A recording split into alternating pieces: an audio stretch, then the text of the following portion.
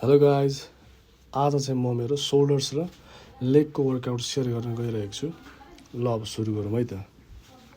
Warm up सकिसकेपछि मैले मेरो सोल्डरको वर्कआउट सुरु गरेँ मेसिन सोल्डर प्रेसबाट र यसको मैले 4 सेट्स 15 रिपिटेसन्स गरेँ र त्यसपछि मैले गरेँ केबलदेखि single arm cable lateral raise र यसको मैले 4 सेट्स 12 to 15 रिपिटेसन्स नै गरेँ र त्यसपछि मैले डम्बल फ्रन्ट रेजेस गरेँ र यसको पनि मैले 4 सेट्स 12 to 15 रिपिटेसन्स गरेँ र मैले मेरो सोल्डर्सको वर्कआउट यहीँ सकेँ र बाँकी रहेको सोल्डर्सको वर्कआउट चाहिँ म नेक्स्ट सेसनमा गर्छु र अब गर्छु म लेगको वर्कआउट। सुरुमा मैले गरेँ ब्याक स्क्वाट र यसको मैले 4 सेट्स 12 रिपिटेसन्स गरेँ र स्क्वाट गर्दाखेरि म डिप स्क्वाट गर्ने प्रयास गर्छु ताकि फुल intensity मिलोस्।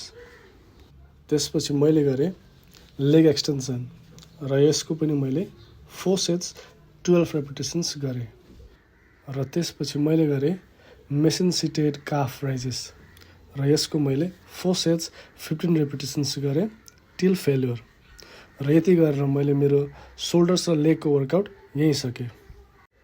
Keep watching, keep supporting, let's grow together, stay natty, stay healthy.